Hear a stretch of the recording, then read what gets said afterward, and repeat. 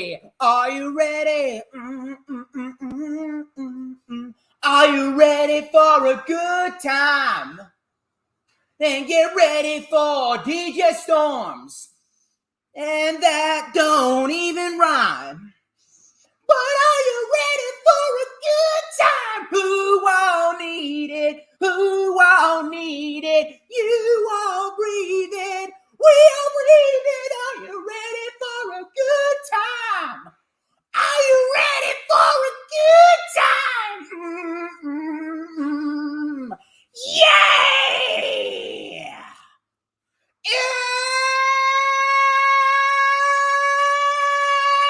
It's Saturday! You know what that means? We're live! Ladies and gentlemen, I'm the one and only DJ Storms! And I would like to welcome each and every single one of you back here to the channel on YouTube.com. As of course, you already know who I am, Mr. Controversy, and the operator of the best damn Twitter handle known.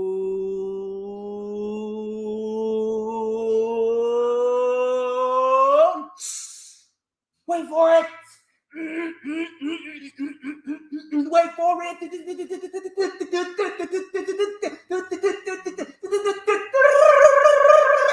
To mankind.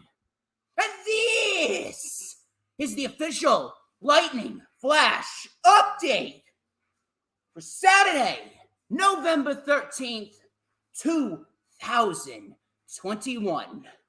And I got a little popcorn chicken on the side for me as a little snack. Because why the hell not?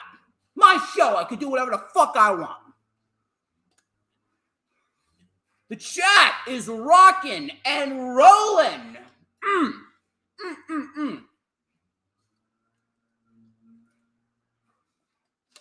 Who do we got? We got Hoolagrim. He was waiting for it. We got Hoolagrim, my man. We got Mr. Rob Wells Jr. We got Dylan. It's been a long time. Dylan was in college. He was in college, and now he's back in the chat. I like that. We got Mr. Adam Carl, the greatest open to the LFU all year. You're damn right, especially since I got the popcorn chicken on the side. And there's my girl, Lisa Marie. She is a fucking sweetheart, and she is one of the biggest and newest supporters of the DJ Storms brand, so be sure you say hello to her. We got Peanuts. In the chat. Everyone loves them, a little bit daily dose of peanuts. We got a lot to discuss, and it is a big weekend. It is indeed a big weekend. We have a lot to discuss. Chat is rocking and rolling. That's what I like to see. And of course, I know a lot of people are here to hear me rip Booker T a new asshole. Trust me. We're going to get into that. We have 5 weekly shows to go over. We got Raw. We got Dynamite. We got NXT UK, which, by the way, was actually a very good show, NXT UK. If you guys aren't watching NXT UK, I would highly encourage you guys to go out of your way to watch it. It's the best brand in WWE right now. Fuck Raw. Fuck NXT. Fuck SmackDown. NXT UK is where it's at. Of course, we got plenty of news and rumors to dissect. We got Full Gear tonight. Full Gear is tonight. And my God, am I hyped up for it. I am very, very happy that it is Full Gear Day, and I am ready to sink my teeth into some real professional wrestling.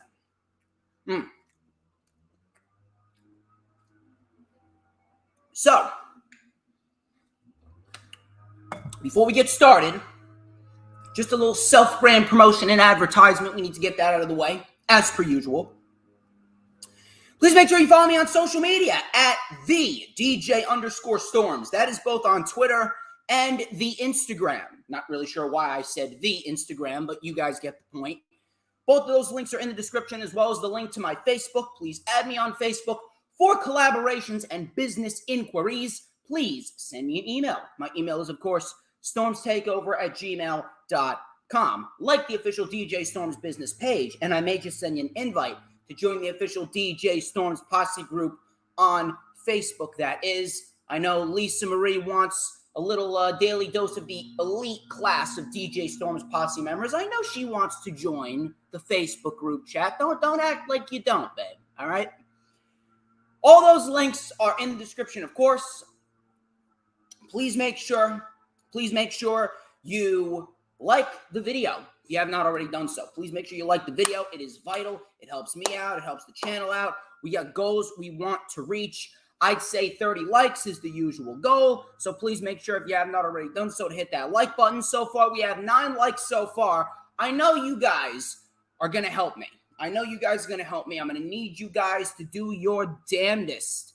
Do your damnedest in order to like the stream and share it out on so many platforms of social media, any type of platforms that you can find, any type of platforms that you use. I'm talking about Twitter, Instagram, Facebook, Pinterest, Tumblr, Snapchat, and TikTok, whatever you use.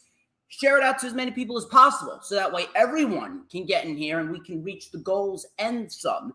Everybody needs to be in here. Everybody.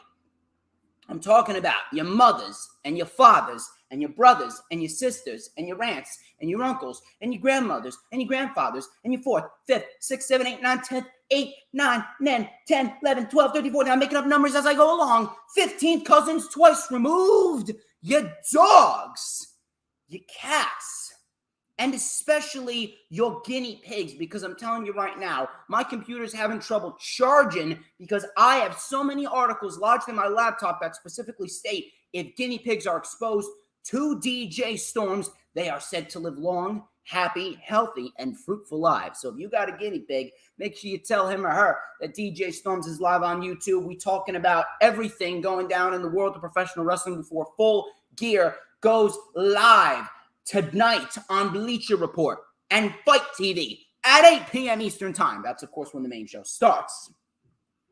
Please make sure you hit the subscribe button as well. Hit that subscribe button and turn on that notifications bell. Smash that notifications bell. Like Roman Reigns smashes his opponents. Smash that notifications bell so that way you will know whenever I pop up on YouTube. Because whenever I pop up on YouTube, it is the best time to be on YouTube. Because it's the only time that you are going to get to see this glorious sideburn chin strap combination and this beautiful mustache right here.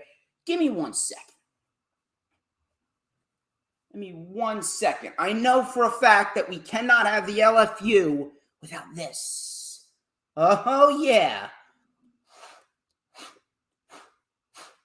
Because it's time. Oh, it's time. It's time to light it up right here on the channel with a little and a dash of and a whole lot of because everybody wants a piece of the Storms Meister because I'm just that damn good. Anyway. Enough of the self-brand promotion and the advertisements. I know what you guys came here for. You came here to hear me talk about professional wrestling, not hear me talk about myself, even though I love talking about myself. Anyway. Lisa is extra hyped up tonight. Her MJF fetish is out of control. Lisa, try and keep it PG. I think everybody here saw the tweet couple of nights ago during that MJF package on Dynamite. If you guys want to go look at that tweet, you can go look at that tweet yourselves. But it was pretty apparent what Lisa thought of MJF. Regardless, let's get into the news, rumors, and reports. Let's get into the festivities here on the LFU. I got a report to start off the show from Andrew Zarian of the Mat Men podcast. He tweeted out a teaser about a tag team on Monday Night Raw breaking up very soon. The tweet stated, and I quote, "Spoke with a source at WWE. The breakup and feud is happening soon. And then he included a picture of Rey and Dominic Mysterio.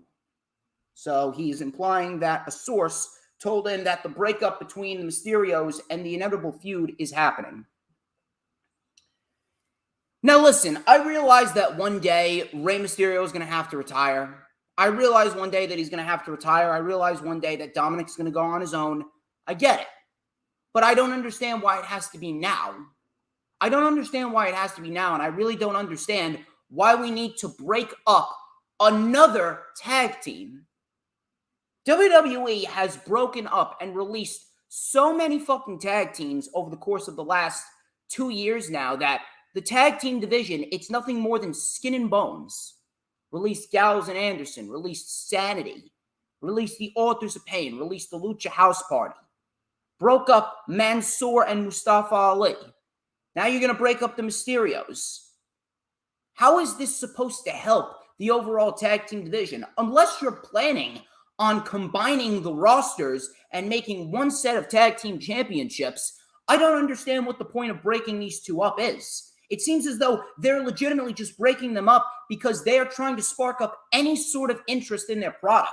WWE right now, and it shows, it really does show, WWE right now is desperate. They are desperate for any type of attention that they can get because they know, and I've said it before, this is the period of the year where people are the most disinterested in wrestling because of the holidays. Take a look at the ratings in October. Now take a look at the ratings in November. You really think people are going to care when they're setting up for Thanksgiving? You really think people are going to care in December when they're setting up for Christmas and New Year's?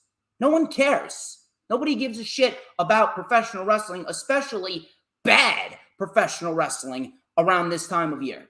So WWE is legitimately trying to do anything. They're literally trying to pull anything out of their ass in order to spark up any sort of interest that they could possibly spark up with their company. And this is part of that. But just because you're trying to spark up interest, that doesn't mean you're putting on a good show. That doesn't mean you're booking a show for the betterment of the division. It's not. You're legitimately booking a show just to get people to watch for that week alone. And then you need to focus on what are you going to do next week and what are you going to do next week. This is the problem. This is the main problem with all of the WWE as we speak. The more that this shit happens and the more that they just continue to brush off the problem and they focus on short-term answers instead of long-term answers, then more and more people are going to become disinterested with their product. This is nothing more than a cheap ratings ploy. There's no need for Rey and Dominic Mysterio to break up now, especially when the tag team division, again, is nothing but skin and bones. At this rate, if Rey and Dominic break up, you're pretty much removing a bone from the skeleton that is the tag team division in WWE. In no way, shape, or form should we be discussing Dominic and Rey Mysterio breaking up. Could it be an interesting feud? Yeah, it could be an interesting feud, even though I don't trust WWE to actually put forth an interesting feud. But it could be an interesting feud. But at this rate, it's not necessary. It's not necessary because you have a tag team division that you need to put as much effort into as possible. That's it. But that's what's going on as far as Rey and Dominic Mysterio go. Tony Khan. Tony Khan was in the news a lot this week, and I'm not just talking about because Full Gear is on Saturday. Let's start with the more positive story of Tony Khan. Tony Khan was actually interviewed by Wade Keller of PW Torch, and he stated that he is very interested in a few recently released names from WWE. And that right there, that is a big teaser towards guys like Keith Lee, guys like Karrion Kross, guys like Ember Moon.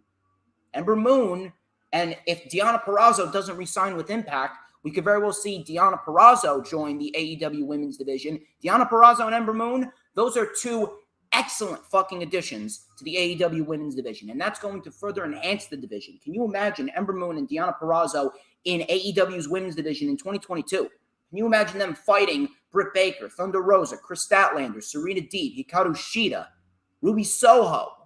That shit right there is going to take the division up yet another notch. And speaking of the women's division, I was debating whether or not to talk about this, but I could not resist because I absolutely love calling out fucking retards on my channel. I called them out on Twitter, and I'm going to call them out here. And I don't give a shit who sees this. I don't really give a shit who sees this, and I don't give a shit who gets mad at this, because at the end of the day, I'm right and you are wrong. So give me a minute. I'm just going to eat a piece of popcorn chicken. Let me eat a piece of popcorn chicken. And then we'll get into it.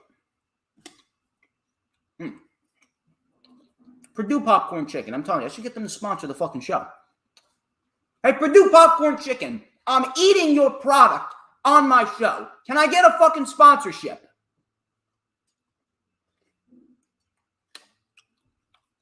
Anyway. So, Tony Khan had the Full Gear Media press conference call, right? Like he does before all of these shows.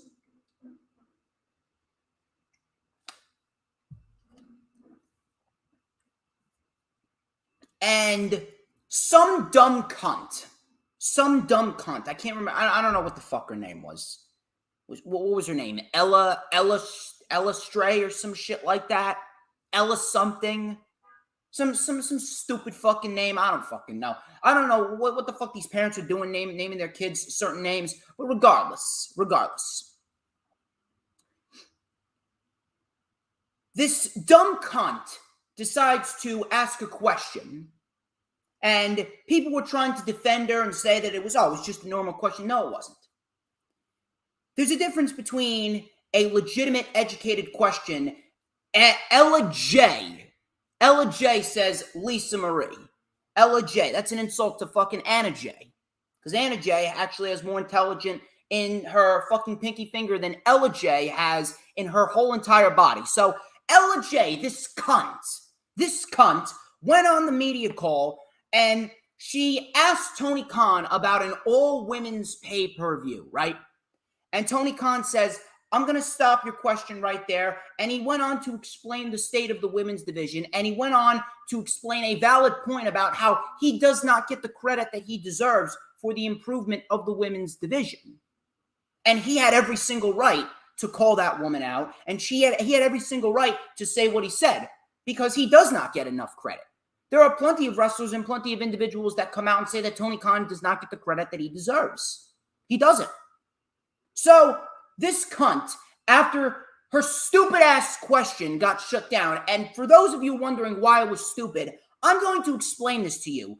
The AEW women's division is not ready for an all-women's pay-per-view. And that is very apparent.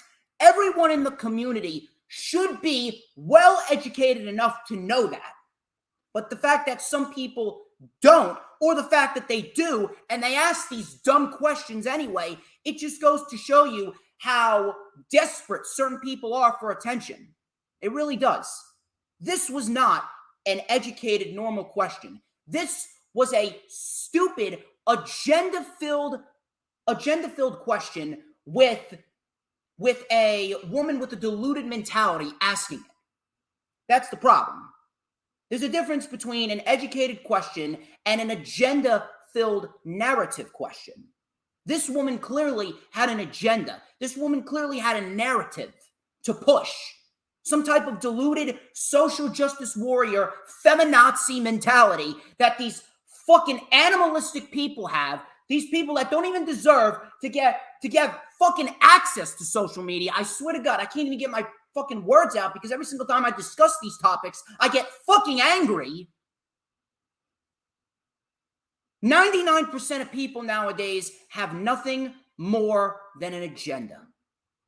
I am one of the very few people, and I don't mean to toot my own horn because I do that enough on this channel, but if I am going to be real here, I am one of the very few people on this planet that does not have an agenda of any sort. I don't. I just spit the facts. People just don't like the facts.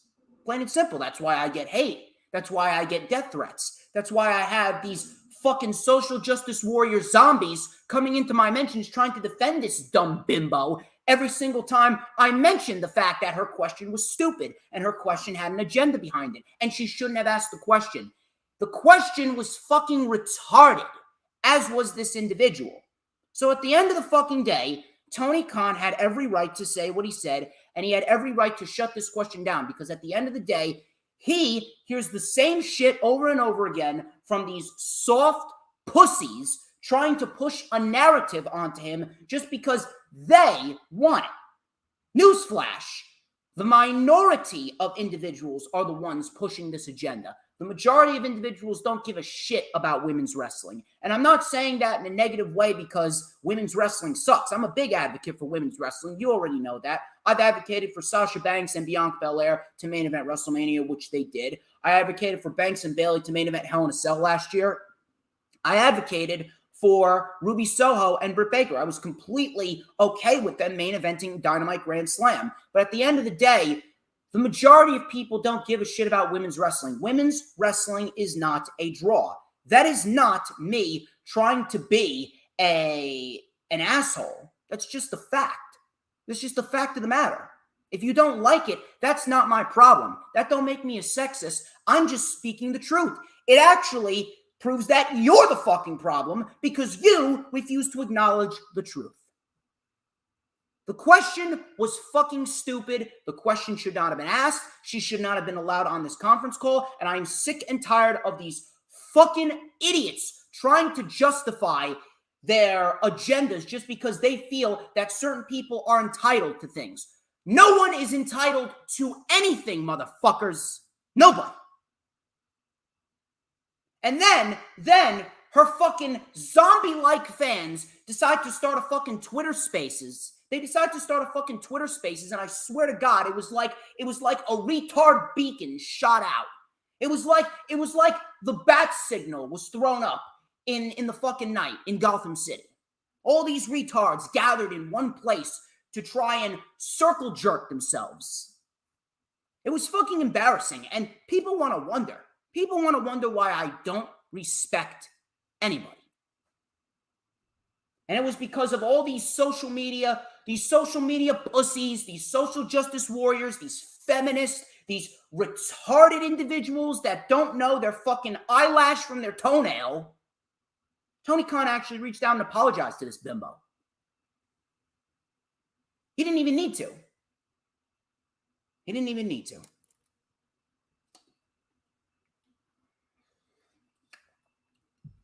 What a ridiculous fucking happening that took place over the last couple days.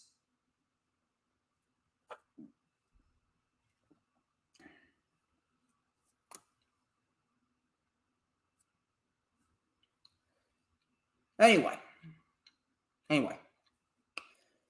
Moving on. I'm sorry, I just needed to let that out. Moving on to my next report. Dave Meltzer. Dave Meltzer of Wrestling Observer Radio. He actually stated that there are some NXT veteran wrestlers that haven't been on television, and that doesn't bode well for them as they are in danger of losing their job. And this goes hand in hand with the report that Lisa Marie actually talked about with me. So shout out to her on this one. She told me that there are more releases to come with the WWE. That could very well happen as early as next week. But here's what Dave Meltzer stated, and I quote, "I should also mention that there were, out of all the people who were cut, there were 10 others that were in strong discussion of being cut. Pretty much everyone who was not being used well, was on the bubble, and they were considering cutting. I'm going to guess when I saw the list of people who were looking to be cut, but were not, there is a chance of them being cut." This speculation of more NXT veterans being cut was due to the mandate.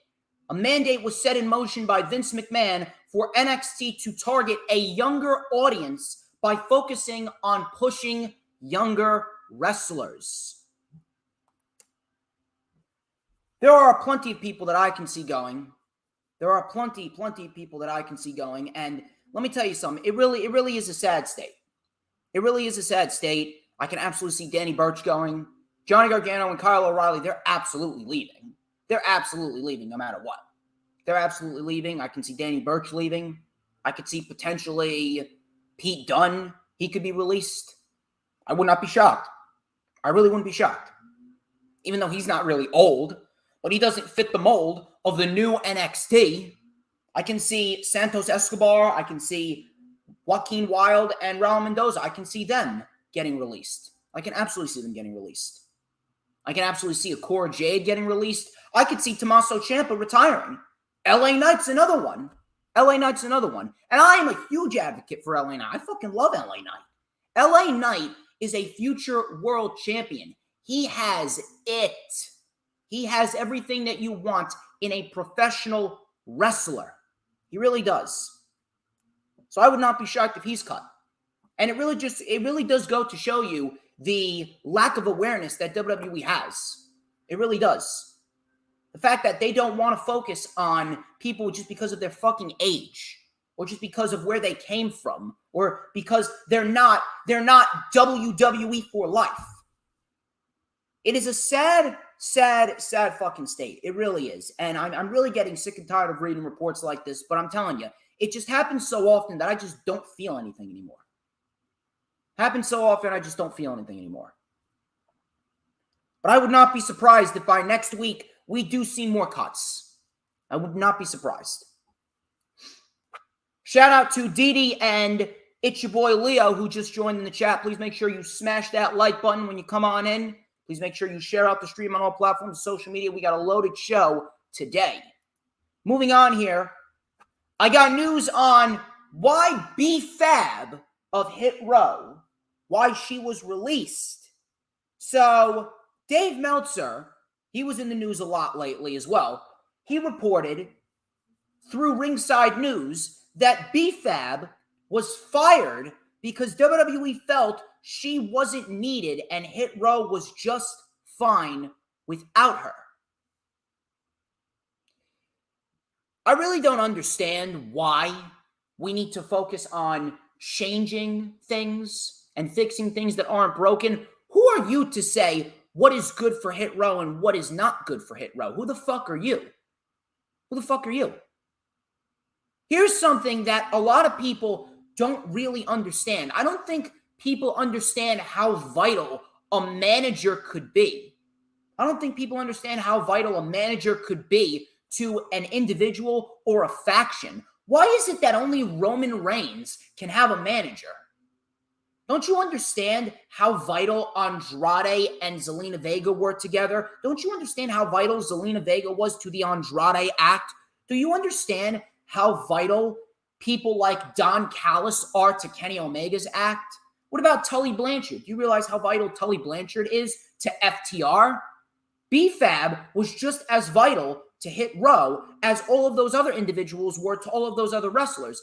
B-Fab should not even be anywhere near a wrestling ring. B-Fab should be the mouthpiece. B-Fab should be an extra add-on to enhance the act. Now she's gone. I don't understand why people just think that a manager can only be kept special to just one person. Managers help enhance people tenfold. And B-Fab helped enhance Hit Row. The presence of B-Fab as a manager helped Hit Row grow. It helped Hit Row as it added a little bit more, I want to say, widespread diversity to Hit Row. And it really made Hit Row reach more individuals. Obviously, Hit Row could just cater to the hardcore male demographic because they're tough guys, they're rappers, they have great shoes, they got drip, they got jewelry, but a nice female presence really helped the group as it made them a little bit more relatable. And it really made a lot more individuals gravitate towards them. They didn't even get their footing right in NXT. They barely even got started. They barely even had an opportunity to showcase to us what their true potential would be like. Now, they're never going to get to showcase that because they were called up way too soon, and B-Fab was released after 2 fucking weeks on the main roster. She's gone. And that's fucking sad. Stop fucking releasing individuals and splitting up managers from people that obviously help. Zelina Vega was perfect with Andrade before Andrade brushed up on his English. Now Andrade is great on his own. The promo that he cut on Cody was fucking hilarious. But before that, Andrade and Zelina Vega, that act was perfect together. Don Callis and Omega, perfect together. Tully Blanchard, FTR, perfect together. Why can't we have B-Fab in Hit Row? Why is it that only Paul Heyman has to be the only manager managing Roman Reigns? And this is part of the problem that they have. They're putting all of their effort into Roman Reigns and neglecting everything else. And that is why no one cares about the overall product. If Roman Reigns was not in the position that he's in right now, nothing on WWE television would be worth investing your time in. There would be absolutely no reason to watch WWE. The only reason why people watch WWE, at least the majority of people, is because of Roman Reigns. You know, I know I'm past this topic, but you know, I had some fucking cunt. Can't remember what her name was, with a fucking Carmella Abby trying to justify the stupid fucking question from Ella J yesterday. Some type of dumb cunt arguing with me late at night. I can't remember. What was her name? Fucking Fabulous Flair or some shit like that. Taylor, I think her real name was. I don't know. Some dumb bitch. Whatever. You can't touch me. You know I'm right. You cunt. Anyway. So that's why B-Fab was released. I'm sure a lot of people are going to be complaining about that. Meltzer, again, Meltzer has come out with so many fucking reports this week, I swear to God. Meltzer actually reported that a match on Full Gear's card tonight was not originally supposed to have the stipulation that it has. We were supposed to have a different stipulation for Pac, Cody Rhodes, Malachi Black, and Andrade. It was not supposed to be a tag team match.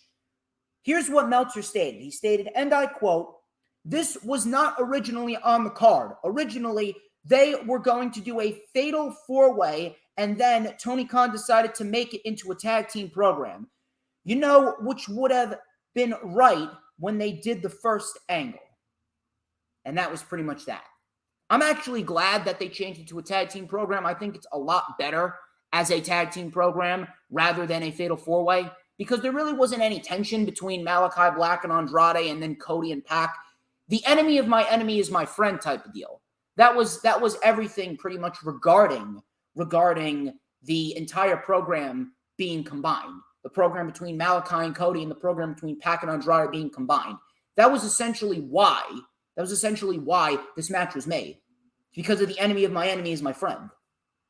I don't really see a reason why a fatal four-way was necessary. Could we get a fatal four-way? Potentially, we could get a fatal four-way. I don't know. It is definitely going to be an interesting scenario because Cody Rhodes right now, he is on the verge of potentially turning heel. We don't know what Cody Rhodes is going to do. Everyone is watching Cody Rhodes like a hawk to see what he's going to do.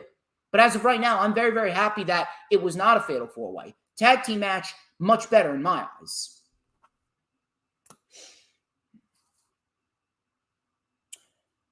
Now the moment that everyone's been waiting for. So I'm going to give everyone a little background as to how this scenario with Booker T came about. So Wade Keller of PWTorch.com, he discussed Keith Lee's release from WWE, and here's what Keller had to say. He said, and I quote, "Keith Lee, I have chronicled for months and months and months and months and months, was somebody that even people who were rooting for him behind the scenes became frustrated with him. He just had, in general, attitude issues." So, let me break this down for you.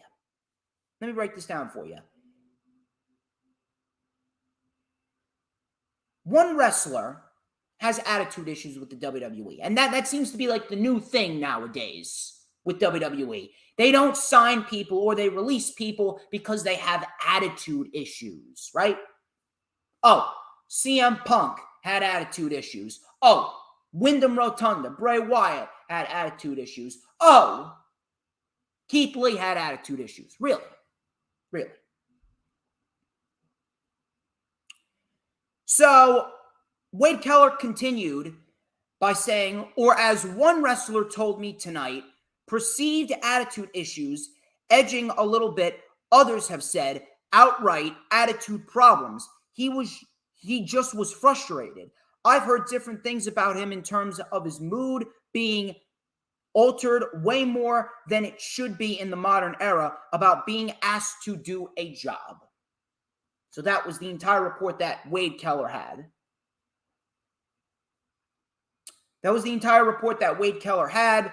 Booker T then came out again on his podcast. With more stupid shit, because that's what Booker T does. There are three certainties in life: death, taxes, and Booker T says retarded things on his podcast. So Booker T had this to say about Keith Lee. He went, and I quote, Keith Lee will probably join AEW after his 90 days are up. Honestly, Keith is a dumbass, being damn difficult backstage because he wanted creative freedom. Keith, you don't need creative freedom, and that's probably why he got fired. End quote. Booker T is a fucking asshole. Booker T is an asshole. I just want everyone to know that. Booker T is a fucking asshole. On top of that, let me get this straight. All these people have had attitude issues working for the WWE. Keith Lee and Wyndham Rotunda, CM Punk, AJ Lee, I believe they said once had attitude issues. All these fucking people had attitude issues, right? Why is it that only WWE is saying that they have attitude issues, yet you don't hear it from anybody else? CM Punk has attitude issues, right? But yet he's working for Tony Khan, and no one has a problem with him. Matter of fact, CM Punk said the locker room backstage in AEW is very, very open, and it's very, very great to be around. They talk things out. No one has a problem with anyone. We always look to smooth things over and focus on the betterment of the company as a whole. So how is CM Punk the problem? How did he have attitude issues? I'm going to explain to you what this means. When WWE says that somebody had attitude issues, what they really mean is, yeah, this guy did not suck Vince McMahon's dick. This guy didn't bend over and take the WWE schlong 8 inches up his ass. This guy did not do exactly what he's told. This guy was not a WWE company man. He fought back. He defied Vince McMahon, and you don't defy the almighty Vince. So you know what we're going to do? We're going to say that he had attitude issues and do everything that we can to deflect the blame off of us. That's exactly what this is.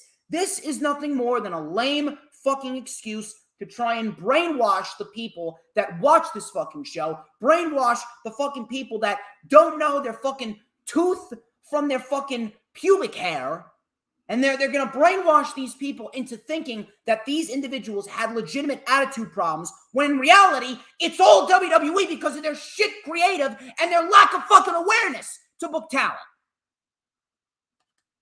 Attitude issues. Attitude issues, my balls. Attitude issues. Just because Keith Lee did not like doing what he's doing, just because Keith Lee did not like the creative direction of his character, because you fucking buried him, you changed his theme song, you changed his in-ring attire, you changed his in-ring style, you changed his promo skills, then you changed his name, you made his name Bearcat, as if he was a fucking animal in South Asia. He named him Wildcat, as if he was coming straight out of High School Musical. Wildcats everywhere, wave your hands up in the air. I would be frustrated too. And I wouldn't like to do the job either. Keith Lee was not an individual that had attitude issues. Keith Lee was an individual that knew his worth. Keith Lee was an individual that knew his fucking worth. But instead, you got him prancing around acting like Baloo from the Jungle Book. I would like Keith Lee to unleash some bare necessities on White Castle Pritchard. Unbelievable, this company. And what's worse, what is the worst thing about all of this is the fact that there's going to be some people who are retarded enough to buy into this. And people want to wonder why I don't respect anybody. People want to wonder why I don't respect anybody. And Booker T, I mean, what do you expect Booker T to say? He's not going to defy Vince McMahon. He's not going to defy Vince McMahon. He's going to do everything that he is asked of him. He's going to say what he says in any way, shape, or form to defend Vince McMahon and to go along with whatever narrative WWE wants to push because WWE is paying him handsomely. I don't understand what is the fucking problem with WWE just failing to acknowledge the fact that they do shit wrong. Nobody is fucking perfect. Nobody is perfect. I don't understand why people think that acknowledging that you did wrong or acknowledging that you were wrong in general is a sign of weakness. It's not. It's actually a sign of strength. AEW and Tony Khan, they actually admit when they do wrong. They're not perfect. They know that. They're always looking to improve their show. They always want to make their show better than it currently is. And the show is great as it is overall, but they're always looking to make it better. They acknowledge the fact when they do wrong. When was the last time WWE has ever acknowledged when they do wrong? Have they ever acknowledged that they do wrong? Have they? I can't remember. What do you expect Booker T to say? What do you expect him to say?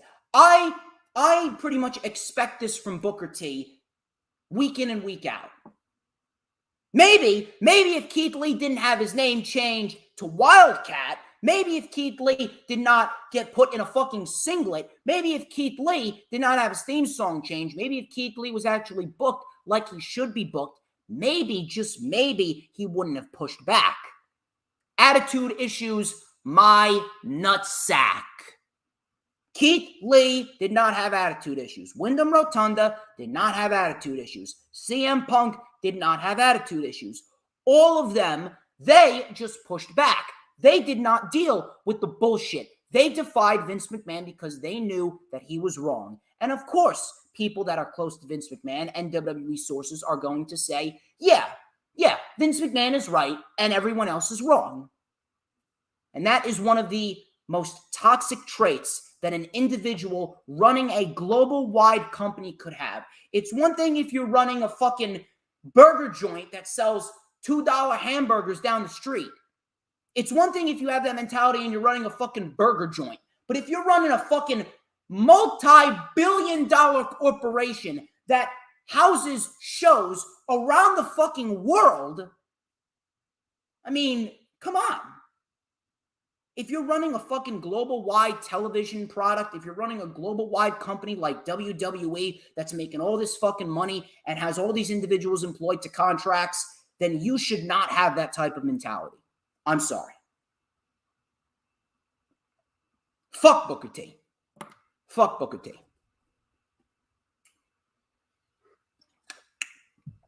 Thank you guys for joining me here on the channel. You guys have been fantastic from the start. Hula Grim and Lisa, they have gotten along pretty well. It's your boy Leo. Thank you for joining. Thank you, everyone, for joining. Thank you, Rob Wells Jr. Thank you, Peanuts. Thank you, Brian King. Brian King, how you doing? Thank you, DD. DD is fantastic. Thank you, House of X Entertainment. And Hula Grim, I can see that you found Lisa's tweet. Yes, that's exactly what she tweeted. She saw the MJF package and she was sucked.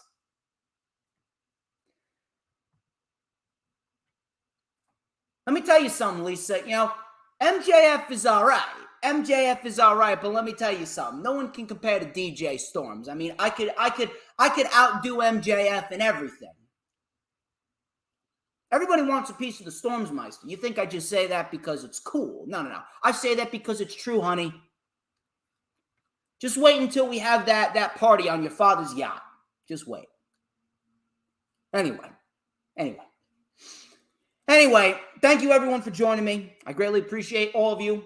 We have a lot more to discuss. We got 5 weekly shows to discuss, and then we're going to get out of here. We got Full Gear tonight. I'm going to be watching. I'm going to be live tweeting.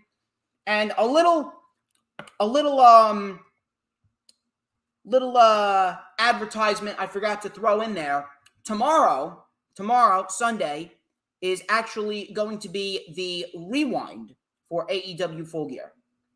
AEW Full Gear Rewind is tomorrow, and my guest is Chantel Lace. You can follow her on Twitter at Chantel_Lace. That is CHANTILLE_LAYCE.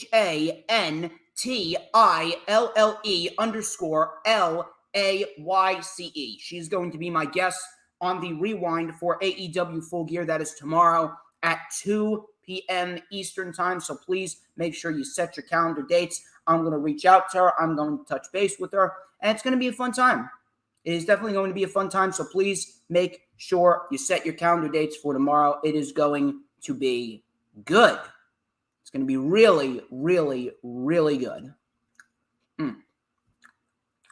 So, I don't want to talk about Raw. And I did not take notes on NXT because fuck NXT. Fuck NXT. Monday Night Raw, man. Last week, let me tell you something. Last week, they put on a very good show for Monday Night Raw. Probably the best Monday Night Raw in years. And what did they do to follow it up? They did nothing. They did nothing to follow it up.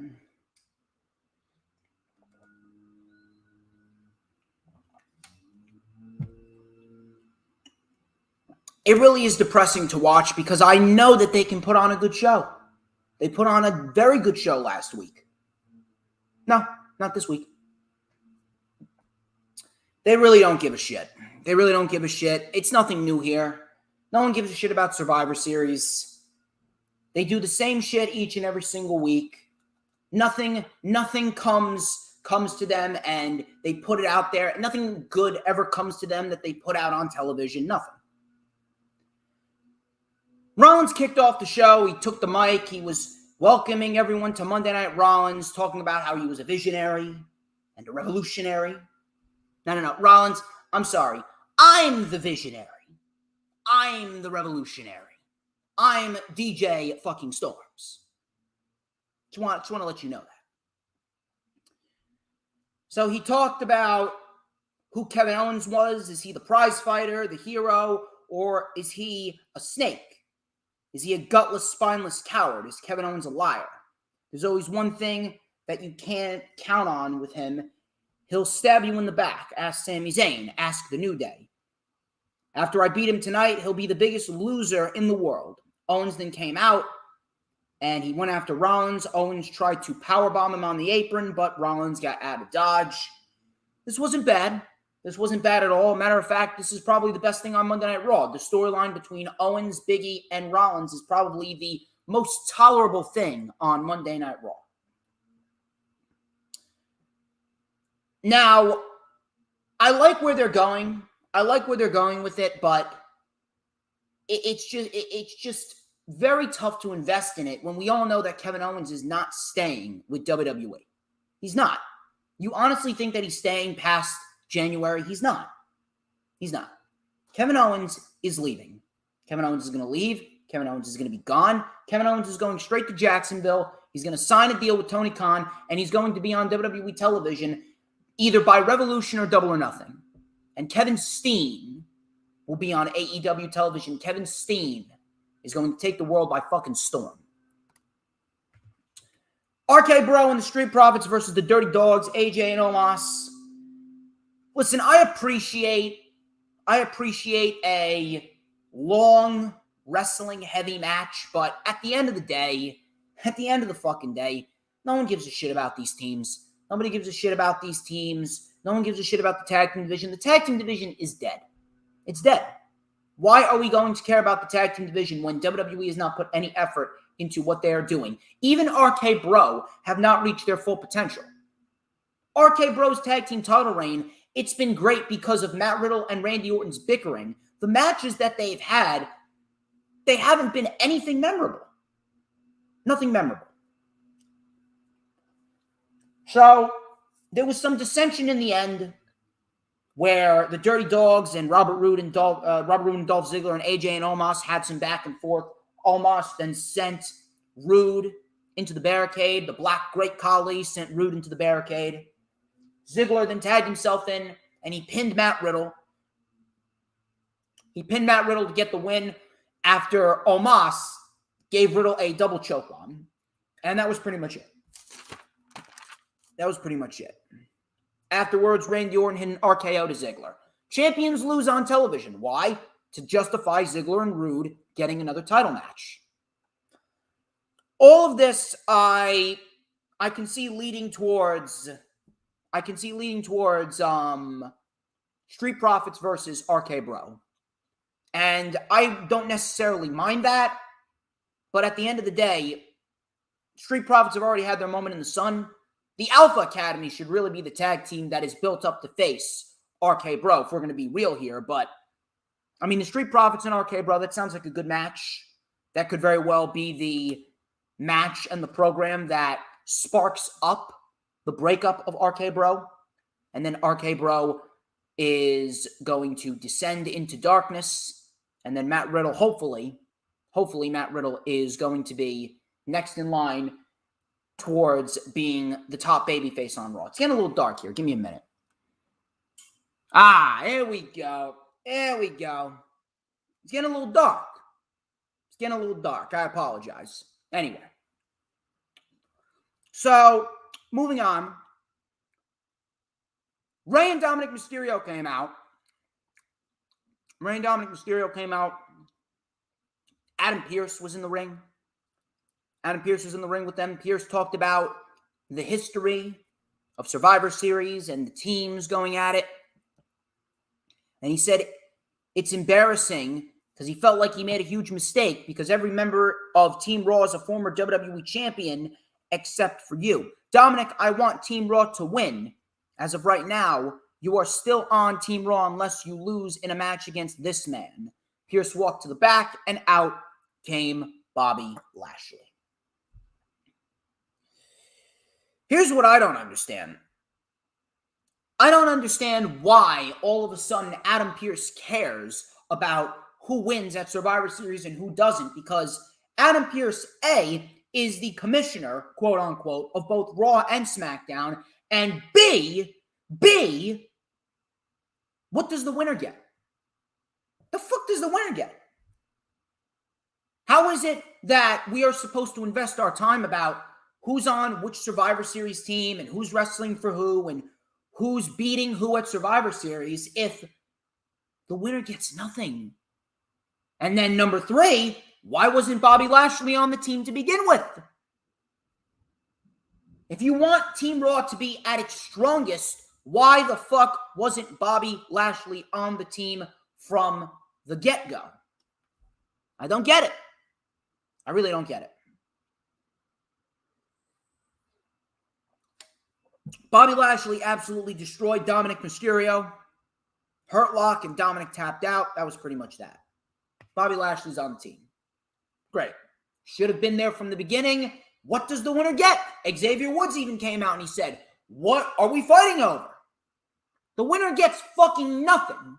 I'll tell you what they're fighting over. They're fighting over the fact that WWE is too fucking lazy to actually put any effort into their shows, that they're legitimately just fighting because of the fact that WWE does not want to be bothered booking a Survivor Series. That's why they're fighting, Mr. Woods.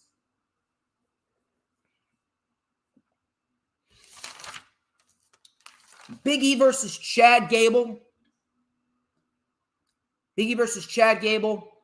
This was a decent little match. I very much enjoyed this showcase for Chad Gable. So Big E delivered a nice apron splash to Gable. Gable then targeted the knee of Big E. Gable with a nice belly-to-belly to Big E. He got him up. Gable then with a moonsault to Big E. Beautiful moonsault. That got a 2. Gable with an O'Connor roll German suplex. That got a 2. Big E then planted Gable with a Uranagi, and then he gave Chad Gable, he gave him the big ending. And Big E gets the win over Chad Gable. Chad Gable's been getting a lot of showcase as of lately. Does that mean anything? No. You want to know why Chad Gable is being showcased a lot on WWE television as of lately? I'll tell you why.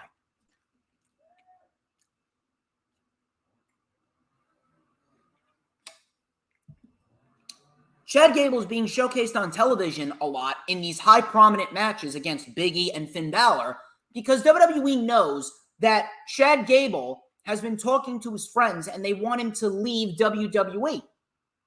And if he leaves, he's going to go to New Japan, he's going to go to AEW, and he's going to take the world by storm. They know damn well that Chad Gable is on his way out. So they're giving him these high-profile matches just to try and sweeten the deal, and trying to manipulate him into re-signing a new deal. That's the only reason why Chad Gable is being showcased in these high-prominent matches. Let's be real here. Let's be real. We had various women in the back talking about why they should be on the Survivor Series team. It was fucking stupid. I did not take any notes on this. All that I know is we got a fatal five-way between all of the members of Team Raw on the women's team to decide who was going to face Becky Lynch for the Raw Women's title next. Drake Maverick versus Reggie. 24/7 championship.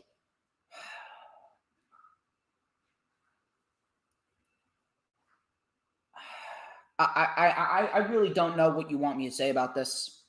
I really don't know what you want me to say about this 24/7 title bullshit. It was back and forth. One person wins the title, then another person wins the title. So Drake Maverick, he rolled up Reggie after R-Truth caused a distraction.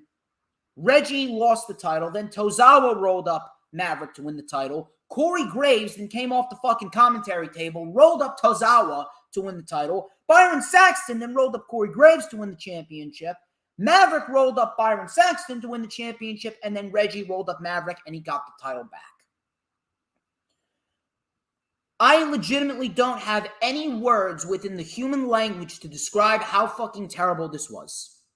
At that point, right then and there, I wanted to shut the show off. That one segment alone made me contemplate not even doing a stream in general this Saturday. Not even fucking lying. That one segment alone made me contemplate whether or not I even wanted to stream because of how fucking terrible it was. I don't know what the fuck that was, but holy shit, was that terrible. Terrible. Becky Lynch was on commentary, her terrible fucking commentary. We get Bianca Belair, Liv Morgan, Carmella, Queen Zelina, and Rhea Ripley. Fatal five-way match where the winner faces Becky Lynch for the title. I didn't give a shit. What is this? Oh, this is the stereotypical, hey, the champion needs a challenger. So let's throw together all of these women that didn't deserve shit.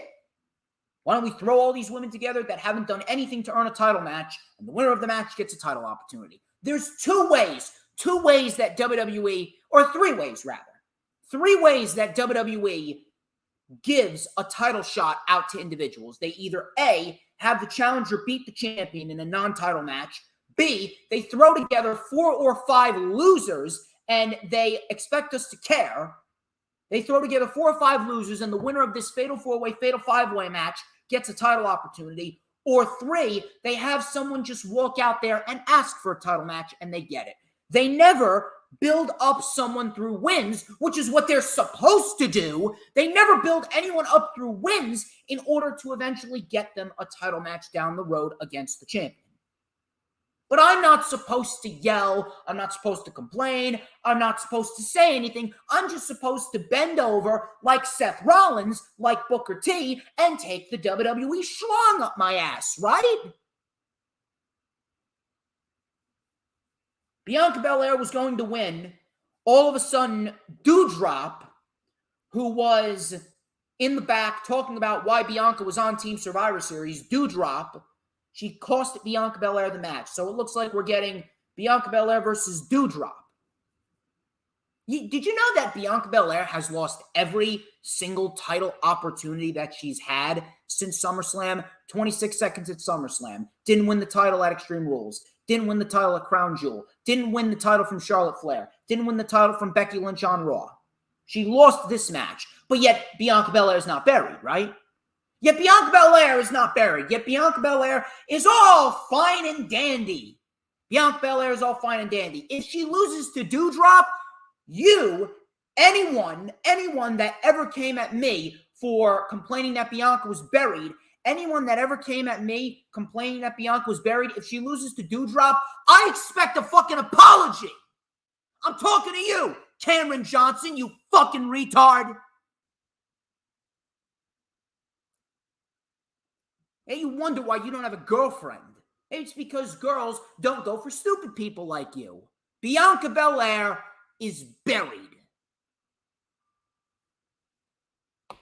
Liv Morgan, she rolled up Carmella for the win. Listen, I'm happy for Liv Morgan. I am. I'm very, very happy for Liv Morgan. She deserves it. She's worked hard for it, but why should I care? Why? Why should I give a shit?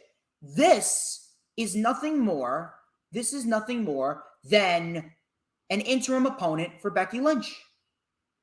This is nothing more than an opponent for Becky Lynch to beat next month or at the end of this month, depending on when the match is. This is nothing more than an opponent to get Becky Lynch through the rest of the year. And then come next year, we're going to move on to somebody else. Liv Morgan's not winning the championship. Liv Morgan is not winning the championship at all. She's not. She's not. If she does, I'd be shocked. But at the end of the day, Liv Morgan is nothing more than an interim opponent. You're not going to have Becky Lynch lose the fucking title legitimately in the middle of a down period for WWE. You're not going to have Becky Lynch lose the title during a period where little to nobody gives a shit about your product. Liv Morgan, I'm happy for her, but she's not winning the title. I would not be surprised if after this program with Becky Lynch is over, I would not be surprised if after this program with Becky is over, I would not be surprised if Liv is released. Did you see what she posted on her Instagram story? Her and Ruby Soho met up at the airport. That's a no-no. You can't be friends with AEW wrestlers. You can't. Therefore, I would not be surprised if Liv Morgan is released. Austin Theory, he came out to take selfies with Big E. Big E came out to watch the main event of Rollins and Kevin Owens. And Big E slapped his phone out of his hand. Rollins came out and he took the microphone before his match and he tried to persuade Big E that Kevin Owens is lying and Kevin Owens and Rollins had a plan before Owens came out. We get Owens and Rollins. This was a very good match. This was a very good match. A very nice ending, too. A very, very nice ending. I actually like the ending. This was probably the best thing on the show. Rollins and Owens. So, Owens came back with a super kick and a lariat after Rollins hit him with a frog splash. Rollins then walked up to the top rope. Owens caught him with an avalanche fisherman suplex. That's probably one of my favorite moves from Kevin Owens, the avalanche fisherman suplex.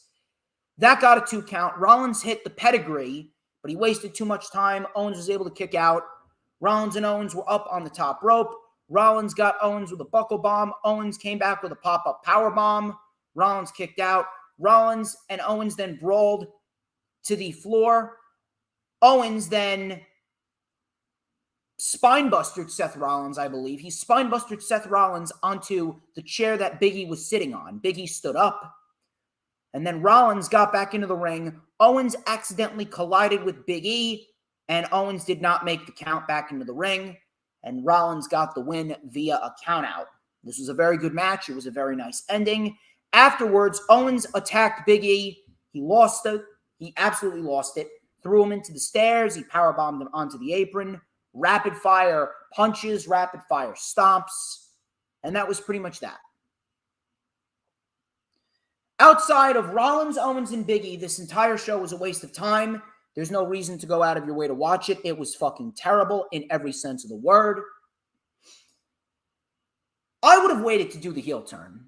I honestly would have waited till after Survivor Series to do the heel turn. I would have let this marinate a little bit more. I would have actually developed more layers on top of what you already have. I feel as that they just rushed this heel turn. They rushed the heel turn. It was way too quick. I don't understand why you need to rush something. I don't understand why you couldn't just take your time with it. Everything with this company is always rush, rush, rush, rush, rush. There is no sense of long-term booking. And that's the reason, that's one of the main reasons why WWE's in the shitter right now. There's no long-term booking. It really is a sad scenario. It really is a sad scenario. Now, this could very well just be a work, and maybe Owens is going to try and persuade Big E that I just lost my cool or something like that. We could potentially see that. Or maybe this is a legitimate heel turn. Maybe Owens, maybe they're going to try and build up Owens through some wins now that he's a heel. Wishful thinking. I don't know. But that was pretty much that. I didn't mind the ending, but I would have waited on the heel turn. Very good match in the main event. Outside of that, Raw was fucking donkey balls. Absolute donkey balls. We got 10 people in the chat right now. The chat is still rocking and rolling. We got 17 likes. I think we can still get some more. I know that Rob Wells Jr. and Matt Moody and Lisa, I know you shared out the stream. Anyone else who hasn't shared out the stream, please make sure you do so because we got a lot, and I mean we got a lot more material to discuss. It is vital. It is vital. And we have Dynamite to go over next. We have Dynamite to go over next. Our favorite show. Our favorite show of the week is Dynamite. It's great. So, Dynamite, I'm telling you, you know what I love about Dynamite? You know what I really love about AEW as a whole? Every single individual always tries to outdo the other on AEW television. That's what I love about it. I really do. I love the fact that everyone is always looking to outdo the last match. It's great. It's a beautiful thing to see. There is no such thing as complacency in AEW, and that is one of the best things that I could ever ask for out of a wrestling company. A lot of people are just so lazy, so lackluster. They just go through the motions, especially on WWE television, not in AEW. There's no such thing as going through the motions. Every single individual looks to outdo the last match, and I love that. Great episode of Dynamite we had over here. Bryan Danielson took on Rocky Romero. Very, very, very good match right here to kick off the show.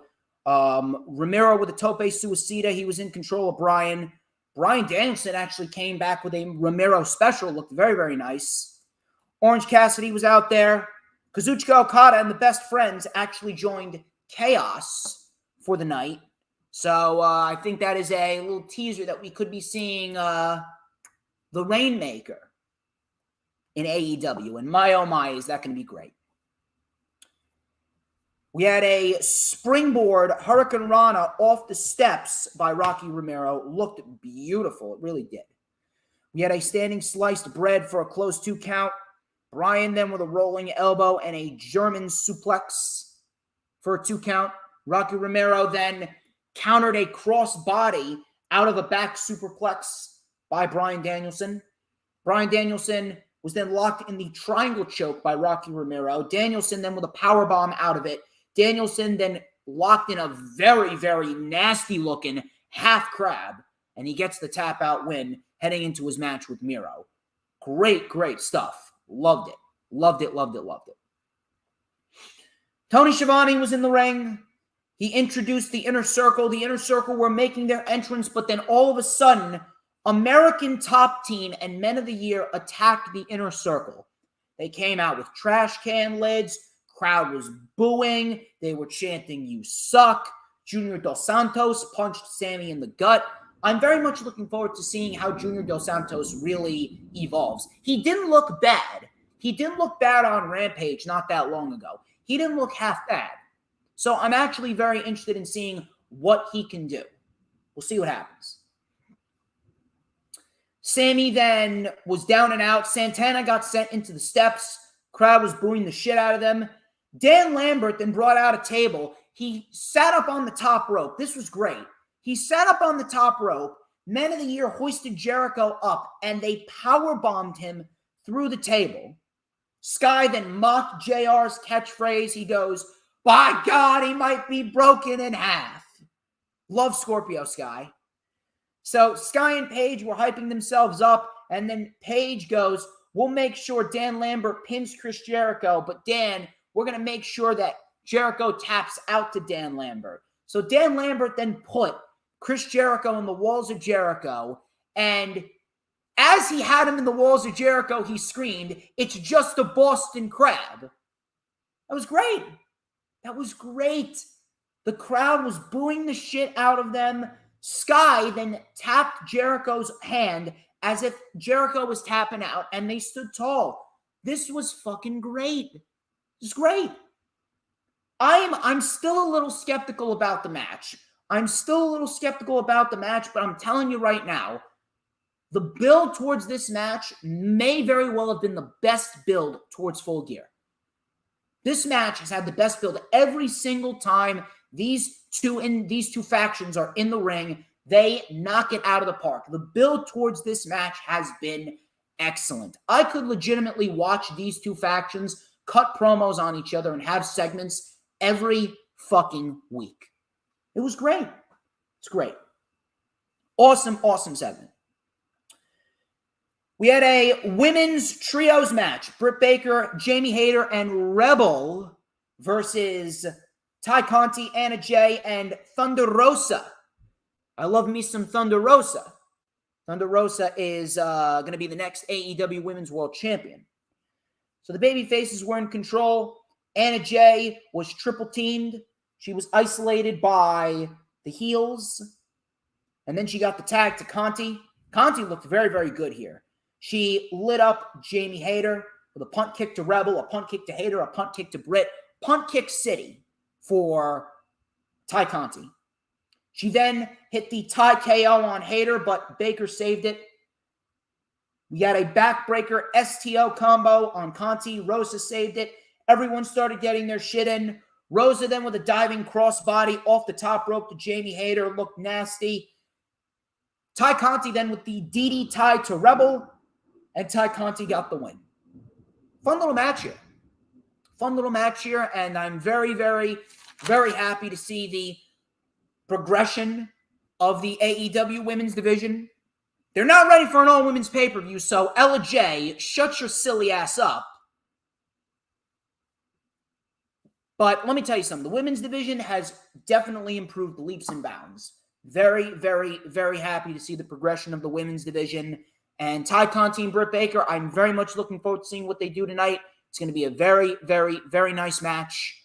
And Ty Conti's my girl. Let me tell you something. I don't know why Britt Baker's shitting on Ty Conti showing everyone her ass. Because I don't think any straight guy would complain about Ty Conti showing off her ass. Matter of fact, I would love to see that in person. I have a thing for Brazilian chicks. Brazilian chicks are very, very, very intriguing women in my eyes. Wink, wink. Anyway. Jungle Boy and Anthony Bowens. Let me tell you something. Before we get into what happened here, Anthony Bowens, these last couple of matches that Anthony Bowens has had, he's almost seemed like a man on a mission. I'm not sure if you guys have noticed this, but Anthony Bowens, you have to imagine that Anthony Bowens has heard the rumblings that out of the two, Max Caster has more of the upside because Max Caster is charismatic as fuck. And when they break up, Max Caster is going to be more successful. You have to imagine that Anthony Bowens has heard that. It's almost like Anthony Bowens has been a man on a mission to just prove everybody wrong. It's almost been like Anthony Bowens has been a man on a mission to make sure that everyone knows, hey, listen, I can fucking wrestle. I'm not just playing second fiddle to a guy that raps. I know how to handle myself in the ring. Anthony Bowens, he's had some great performances these last couple of matches. Anthony Bowens is a phenomenal athlete. I'm not sure if you guys have been noticing, but he's on a mission to prove that he's not the Marty Jannetty of the tag team with Max Caster and himself. And I love that about Anthony Bowens. I love that Anthony Bowens has something to motivate him. I love that he has something to prove. Because when he has something to prove, when people have something to prove, that is going to make them work their fucking ass off until they are at the top of their game every single time they go out there in the ring. And I love that. Anthony Bowens is a great professional wrestler. So Caster, he rapped about Jungle Boy, and he said he stutters every time he cuts a promo, and he leaves his girlfriend, Anna Jay, alone with 7 other guys, the Dark Order. I mean, if it wasn't already obvious enough, I fucking love Max Caster. I love Max Caster. This was a very good match right here. Jungle Boy and Anthony Bowens, they worked very well together. A great showcase of AEW's future. So, Jungle Boy tried to mount the comeback. We had a big rebound lariat. We had a super kick to Bowens. Bowens came back with a super kick of his own and a side slam Uranagi for 2. Jungle Boy with a suicide dive taking out Caster. Bowens countered with a Sister Abigail-like DDT off the ropes on Jungle Boy, but Jungle Boy just kicked out. Jungle Boy then locked in the snare trap, and he won. Very good match right here. Afterwards, Bobby Fish, he came out to attack Jungle Boy before Christian Cage, Luchasaurus, and Jungle Boy came out to save him. And we get that match booked for Rampage. Good shit. Wheeler Yuta versus Wardlow. Yuta got destroyed. He was trying to use his quickness against Wardlow. It was to no avail. We had a power bomb by Wardlow, a second one, a third one, a fourth one. Yuta was lifeless. Wardlow with a knee strike to a falling Yuta. And he wins. Absolute dominance. Afterwards, the Hardy family office, which I cannot stand, the Hardy family office attacked the Best Friends. Matt Hardy then brought in a steel chair. He hit Cassidy with it. Twist of Fate with the chair wrapped around Cassidy's neck. And we get a lumberjack match booked for Rampage. I hate lumberjack matches. This one wasn't bad, but I still hate lumberjack matches. Now, I'm not sure what's going to happen with Wardlow, but I don't know why. I'm not sure if you guys sense this, but I have a feeling, and let me know what you guys think. I have a feeling that Wardlow and MJF, I have a feeling that they're going to break up and they're going to face off at Revolution next year. Because let's be real here. MJF is not winning the title at Revolution. Hangman Adam Page deserves a nice lengthy title reign. He deserves a nice lengthy title reign. And what we are going to see is we are going to see Wardlow take on MJF at Revolution as an interim match for MJF. MJF is going to beat Wardlow. Hangman's going to continue on with his title reign. MJF will be world champion by Double or Nothing. I think Lisa just got a little wet for me saying that. Then at Full Gear of next year, I don't know why, but I have this feeling that we could very well see Wardlow work his way up the rankings. We could very well see Wardlow versus MJF for the World Championship. We could very well see Wardlow and MJF fight for the World Championship at Full Gear. Whether Wardlow wins the title or not, that right there, I don't know why. I feel as though Wardlow, he's going to be put in a scenario where he's going to be a top babyface on the show. And I really think that Wardlow and MJF, they're going to have 2 big pay-per-view matches at Revolution without the title, and then at Full Gear of next year with the title. I have a feeling that Wardlow, he's going to be on Tony Khan's priority list for 2022. It's going to be big. I'll tell you what was big, this tag team match right here. This was a fantastic fucking tag team match. Lio Rush, Dante Martin, Lee Moriarty, and Matt Sydal. This was a great fucking tag team match. And let me tell you something. I am very, very, very impressed with the way that they are booking guys like Dante Martin. Dante Martin, he's a fucking star in the making. I'm telling you right now. Dante Martin, I have a feeling that Dante Martin's going to be AEW's version of Jeff Hardy. Remember when Jeff Hardy was that daredevil underdog? Remember when Jeff Hardy was the guy that left no chance untaken. Remember when Jeff Hardy was the guy that would jump off fucking scaffolds and shit like that? I see that a lot in Dante Martin, and I have a feeling that Dante Martin, once him and Darius Martin split up, Dante Martin's going to be a big fucking deal. And I can absolutely see Dante Martin getting a potential TNT title match against Sammy Guevara sometime after Full Gear. I think that would be a great, great, great program for Dante Martin. He's not going to win, but it'll be a great showcase for him. So, Lio Rush and Dante Martin versus Lee Moriarty and Matt Sydal. Lee Moriarty looked very good here as well. Matt Sydal and Lio Rush are always great. I'm a big advocate for Lio Rush. So we had a beautiful lightning quick back and forth by Martin and Moriarty. Quick fashion back and forth by Rush and Sydal. Martin then came in with a shotgun dropkick. Moriarty lit up Rush with a spinning back elbow. Rush caught him with a spinning gourd buster for 2. Rush with a tornado kick. Enziguri on Moriarty. The crowd loved it. We had a handspring double back elbow for 2. We had 2 suicide dives by Lio Rush. We had a twisting kill switch. A twisting kill switch by Lio Rush. And then Lee Moriarty kicked out. Matt Sydal then with a head scissor takedown on Rush. Belly to belly off the top by Moriarty. We had a big uppercut. Martin kicked out. Rush hit a spin kick. And then Dante Martin with the double jump moonsault press. And Dante Martin gets the win for his team. Great fucking ending. I would absolutely love to see Dante Martin versus none other than Sammy Guevara for the TNT Championship. I think that would be a fantastic match. I would go for it. I would absolutely go for it. I'll tell you what else was a great match. Pac and Dax Harwood. Man, Dax Harwood is fucking great. A lot of people need to put a lot more respect on Dax Harwood. They really do. We had some quick, fast-paced action. Crowd was chanting, "This is wrestling." I love the "This is wrestling" chant. It's a great chant. Love that. Pac with a beautiful Fosbury flop to the floor. Coming back from commercial, Pac with an avalanche brainbuster. Dropped Dax right on the back of his neck. Looked fucking brutal. Pac then with a shotgun dropkick. Pac then was caught with a brainbuster by Dax. Pac kicked out. Pac came back with a super kick. Pac went for the black elbow, but Dax stopped it. Dax with a back superplex on Pac. Pac with a released German suplex.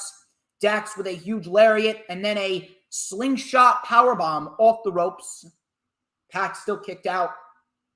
Pac then locked in the brutalizer, and Dax tapped out. Great match between the two. Afterwards, Cash Wheeler. Cash Wheeler attacked Pac. The lights went out. The lights came back on. Malachi Black and Andrade El Idolo were in the ring. And then Lucha Bros and Cody came out to even the odds, and we get the tag team match between Pac and Cody versus Malachi and Andrade being confirmed for the pay-per-view tonight, and it's going to be fucking great. It's going to be great.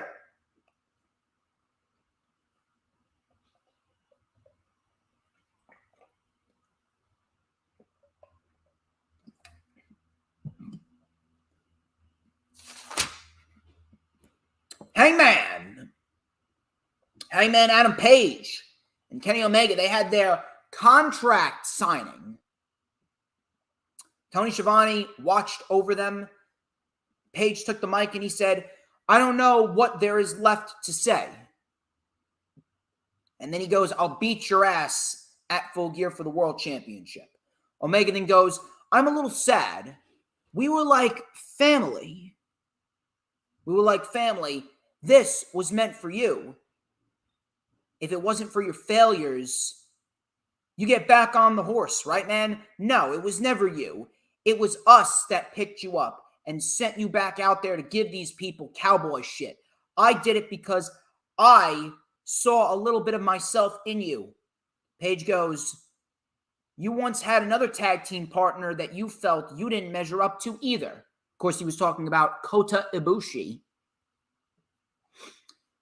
He goes, Here you are, the best bout machine, but you lied and you said last year when you beat me in the world title eliminator, you said, good job, Hanger, I'm proud of you. You weren't proud of me. You were afraid of me. You were afraid of what I would become.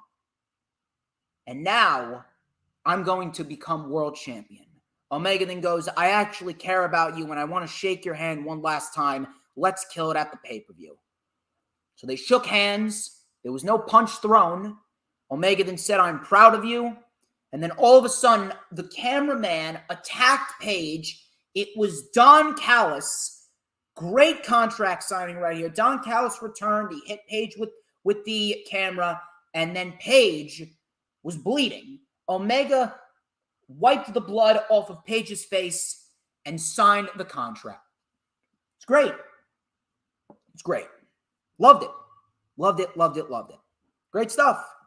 Really good stuff. And I cannot wait. I cannot wait to see Paige win the championship. It's going to be awesome. This was a great go-home show for Dynamite. Really, really, really good stuff right here. All thriller, no filler. Everything had a purpose. Everything had meaning. We had great wrestling. We had fantastic, fantastic contract signings, great storytelling. Everything worked out beautifully. It was great. It was awesome.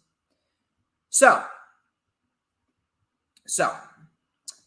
now that we reviewed Dynamite, let's Rob Wells Jr. Full Gear is on a pay-per-view. You need to order it on Bleacher Report. I would order it now.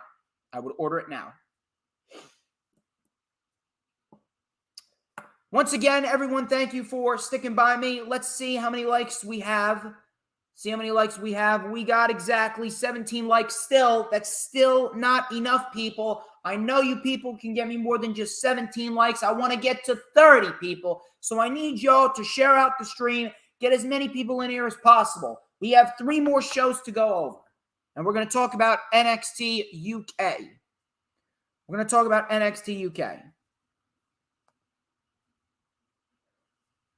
So, I gotta say, NXT UK, it hasn't really been all that good as of lately, but this episode was a very good episode, and it was highlighted with a lot of great wrestling. With the best match of the night being Mark Andrews versus Nathan Fraser, and I would definitely go out of your way to watch this match. The show kicked off with Mark Andrews versus Nathan Fraser. Mark Andrews is always great. Nathan Fraser, he's a very, very hot young prospect. If you're not watching NXT UK, please go out of your way to watch it. Quick, fast-paced action to start off the match. Andrews tried to keep Fraser at bay. Fraser came back with a nice sling blade. Andrews then with a slide into an enziguri. A backflip facebuster for a 2 count. Crowd was chanting, this is awesome. Fraser with a lawn dart. Andrews came back with a moonsault off the steps to the floor on Nathan Fraser. Fraser jumped up to the top as Andrews was going for a springboard dropkick, and he caught Andrews with a Spanish fly, which looked fucking amazing. I'm telling you, it looked fucking amazing. So, Andrews was able to kick out. We then had a super kick by Fraser. Andrews then kicked out. Andrews, then with a stun dog millionaire, he went for the shooting star press or fall to pieces, but he missed it. And we ended up getting Nathan Fraser trying for a roll-up, but Andrews got a tight Mahi Stroll on Nathan Fraser for the win. Great match. Very, very, very much looking forward to seeing what Andrews and Nathan Fraser do again. I would love to see a second match. This was awesome. Great stuff. Keep it up. I'd love to see more matches between these two. We then had Stevie Turner versus Danny Luna. Danny Luna has improved greatly. I'm very much looking forward to seeing what Danny Luna can do as time goes on. Stevie Turner, she's getting better. She's not ready yet, but she's getting better. She just needs a little bit more oomph on her strikes, and she just needs a little bit more fluidity on her moves in the ring. But she's getting better. She's definitely getting better. This was a decent little match right here. Danny Luna, used her power against Turner. Turner came back with a rising knee strike. Luna with a front slam, a fall-away slam, an exploder suplex for a 2. Turner then with a side effect for a 2. Luna with a fireman's carry spine buster, and she ended up getting the win on Miss Turner. Danny Luna got the win there. I would not mind seeing Danny Luna versus Meiko Satomura. I would not take the title off of Meiko Satomura just yet. I would give Meiko Satomura a few more title defenses, but I ultimately do believe that Blair Davenport is ultimately going to be the one to take the title off of Meiko. Next week, we got some decent matches that could be interesting. We got Tioman and Rohan Raja versus Gallus, and then we got Sam Gradwell versus A-Kid. Should be some decent wrestling right there. Main event, we had a very good fatal 4-way tag team match, and we saw Jack Stars and Dave Mastiff versus Symbiosis versus Oliver Carter and Ashton Smith versus Mustache Mountain. This was the number 1 contenders match to decide who was going to fight Pretty Deadly next. Very slow and technical in the beginning. Stars then took out Primate. Bait and Stars had a nice back and forth. Jack Stars, he's slowly growing on me with this tag team with Mastiff. He really is. Then we had a nice fall-away slam by T-Bone. T-Bone, he picked up Dave Mastiff, and Dave Mastiff is no small boy. He was walking around with Dave Mastiff, and he delivered a fall-away slam to Dave Mastiff. Very, very impressive. Then we had Oliver Carter coming in. He lit up T-Bone with a flipping axe kick and a super kick. Seven then came in with an assisted moonsault. We had Oliver Carter and Ashton Smith with an assisted moonsault on Seven. Mastiff saved it. T-Bone then sent Seven over the top rope onto the pile on the floor. We had a superplex to Smith. Primate then did a dive off the top onto the field. Bait then came back with an airplane spin. Things started breaking down. Everyone started getting their shit in. It was chaos. Bait and Seven then hit the Burning Hammer knee drop combo, and they won. And Mustache Mountain are the number 1 contenders for Pretty Deadly and the tag team titles, and this was a perfect decision. As I've stated before, there is no team better to take the titles from Pretty Deadly than Mustache Mountain. I know Hibicki's like, no, we're going to get the heel turn. We're going to get these two splitting up. And I'm like, listen, that I would not mind, but that's not happening until they at least hold the tag team titles once. There's no reason why you're going to make NXT UK tag team titles and not give Mustache Mountain at least one run with them. There's no way. Those titles were created for Mustache Mountain. And Mustache Mountain is the team to beat Pretty Deadly. If they don't, it would be a huge decision. Mustache Mountain need to be tag team champions for NXT UK, even if it's just for a fucking week. Okay? We're going to get the heel turn. We're going to get the heel turn with Seven and Bait, but at the end of it, it's not going to come until after they win the tag team titles. They're going to win the titles. They're going to have a solid reign with it. And then after they lose them, then we are going to see a heel turn. And who are they going to lose it to? Once Mustache Mountain win the titles, I can see them losing it to Tio Man and Rohan Raja. Tio Man and Rohan Raja are fantastic. Really good stuff. That was NXT UK. Really, really, really good stuff there from NXT UK. James Francois. Can someone get this fucking retard out of the chat? DD or Hoolagrim, someone. Rob, somebody get this fucktard out of the chat. Hasn't been good as of lately. What the fuck are you watching? You telling me that Raw's good? Full Gear is far too long. So you're okay with 7 hours of WrestleMania that WWE has done for the last couple of years? Get this fucking retard out of the chat. I don't need idiots like this in my chat. I don't need idiots like this in my chat.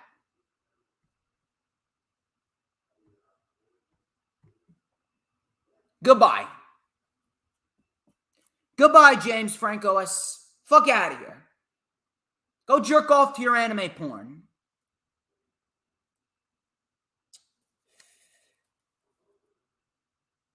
That was pretty much NXT UK. Very good episode. Very good episode. If you haven't watched it, I would definitely watch it. Let me tell you something about NXT UK. NXT UK, Pretty Deadly. Pretty Deadly are fucking great. I've said it once, I'll say it again. I'm a big advocate for Pretty Deadly. They've grown on me so much, and this match with Mustache Mountain is going to be great. Please go out of your way to watch this episode of NXT UK. We're going to move on to SmackDown. SmackDown, which was not good at all. Not good at all. SmackDown was not good whatsoever. Very, very, very disappointing was SmackDown. So we had Sonya Deville kicking off the show. Sonya Deville kicked off the show in the most stereotypical, lackluster type of way that you could kick off a show. She was introducing the women's team for Team SmackDown. She was introducing the women's team. She was introducing Natalya and Shayna Baszler, and she was introducing Aaliyah and Shotzi. She introduced Sasha Banks. All of a sudden, Sasha Banks came out. She started brawling with Shotzi. Naomi then came out, started brawling with Baszler. It was just a fucking ridiculous, chaotic mess. And I'm sitting there like, didn't we just get done with this can they coexist storyline with Big E and Drew McIntyre going into Crown Jewel? Why are we reliving that with Sasha Banks and Shotzi? I was contemplating even reviewing SmackDown. I didn't even want to fucking review the show. I didn't. This was a terrible fucking open to SmackDown. Really terrible. So, after that, we get a 6-woman tag. It is Sasha Banks, Naomi, and Aaliyah versus Shotzi, Blackheart, Natalya, and Shayna Baszler. Listen, I want to say that this was a decent match, but there's really just no reason to care. There's no reason to care about any of these women. None of these women have been booked well. None of these women have any momentum behind them. No one gives a shit about Survivor Series. Nobody cares. Nobody cares. I will say this. Aaliyah didn't look half bad here. Aaliyah actually looked fairly good. Crossbody, a Thez press, a nice neck breaker for a 2. Natalya then with a Michinoku driver. Aaliyah kicked out. Aaliyah with a very nice Northern Lights suplex. Baszler saved it. Everyone started getting their shit in. Naomi then stunned Natalya on the ropes, and Aaliyah rolled up Natalya for the win. So I will say this. Aaliyah didn't look half bad. Aaliyah actually looked very, very nice. But do you trust WWE to actually do something with Aaliyah? Do you trust that WWE is actually going to put effort into Aaliyah? No. They've kept Toni Storm off of television. They just had Toni Storm just waltz out there and ask for a title match against Charlotte. Do you honestly expect WWE to do right by Aaliyah? No. I wouldn't be surprised if Aaliyah's on the next round of cuts. Here's the funny part. Sonya Deville actually removed Aaliyah from the Survivor Series team. Now, here's what I will say. If this results in Sonya Deville finally returning to the ring, I'm all for that. But here's what I don't understand. I don't understand why you had Aaliyah announced for the Survivor Series team if you were just going to take her off. And 2, why is Sonya Deville still in an official role? Why was Sonya Deville even brought back as an official? Why? Why didn't you bring back Sonya Deville as a competitor? She's been a WWE official for nearly a fucking year, since January 1st of this year, and no explanation has been given.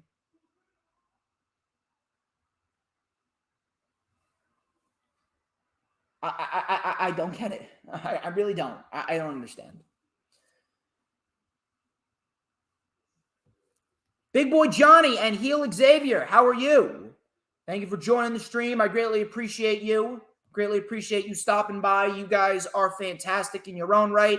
And we just hit 20 fucking likes. Motherfucker hit 20 likes. That's what I like to see. If we can get a few more likes before we stop for the day, I would greatly appreciate that. Keep it coming. Keep it coming, people. Keep it coming. We had Los Lotharios. Los Lotharios. They took on Rick Boogs and Shinsuke Nakamura. Los Lotharios get the win. Listen, I am all for Los Lotharios being pushed. I like that. I like that Humberto is finally starting to find his stride. I like that Angel Garza is finally starting to get the proper treatment that he deserves. And I would love to see these two as tag team champions. I would not mind that at all. But here's the problem that I have. The problem that I have is that even with Rick Boogs by his side, Nakamura still is not where he should be. He has been given a bunch of nothing feuds. He's been given a bunch of nothing feuds, a bunch of nothing mid-card title reigns, and nothing that he's done on the main roster has been memorable outside his feud with AJ Styles. His main roster run will go down as one of the most forgettable main roster runs in the history of WWE's modern era. Outside of his feud with AJ Styles, I can't remember anything memorable that he's done. And that's sad. That's very, very, very, very sad.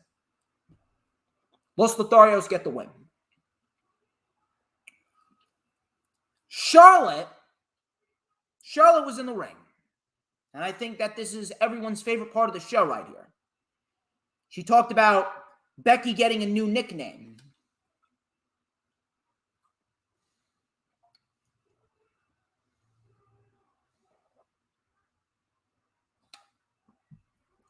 Becky was going to get a new nickname. They were going to call her Becky Uh-Oh.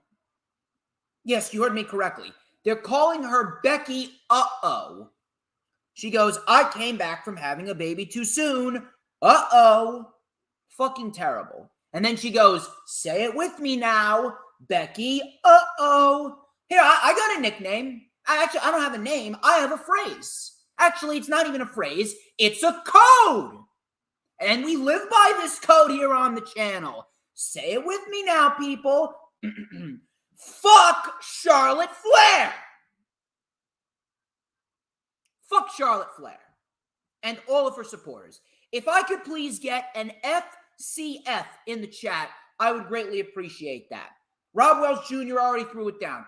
Fuck Charlotte Flair. FCF, people. FCF. There we go. Adam Carl with an FCF. Rob Wells Jr. with an FCF. Dee, where's the FCF? I understand you're cold, but where's the FCF? We got Rob with an FCF. We got Big Boy Johnny with an FCF. We got Peanut Butter with a baseball bat with an FCF. We got Adam Carl with an FCF. Johnny is in the chat. Yes, I know. Danielle loves Johnny. Dee with an FCF. There we go. There we go. So Charlotte came out with this terrible fucking nickname. Toni Storm then walked out. And she talked about Charlotte not defending the title since she won it. Hologram. Thank you, Hologram.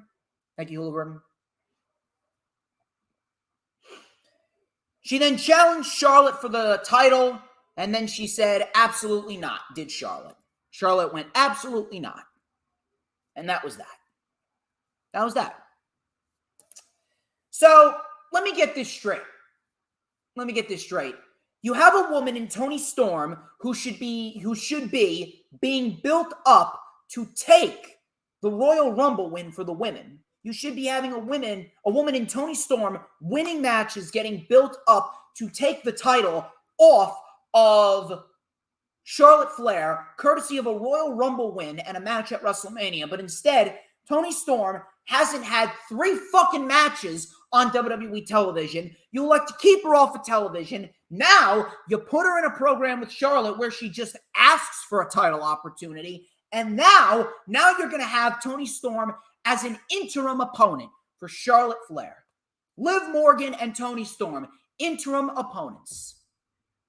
Interim opponents. That's all they're worth to you? Interim fucking opponents? This company fucking sucks. They suck donkey balls. They suck elephant cock.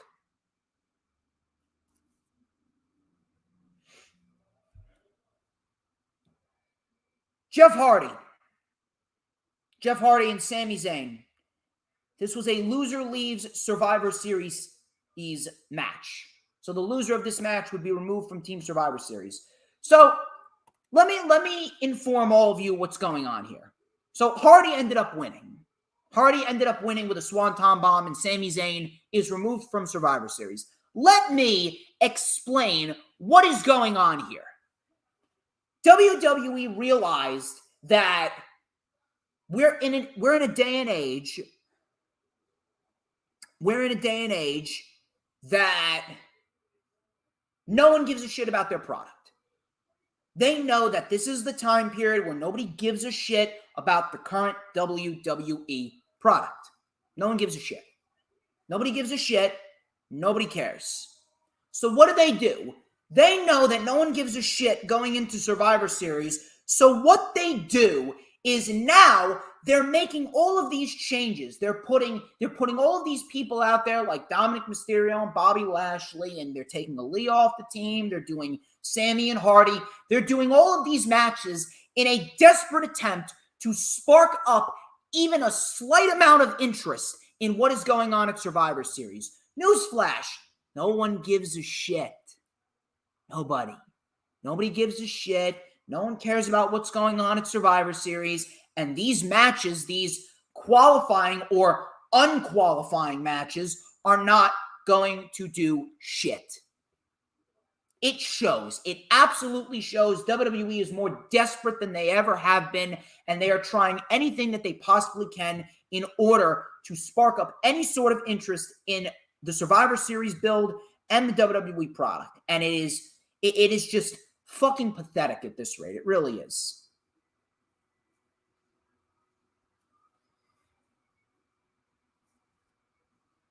So, what else we got here? We got Jinder Mahal.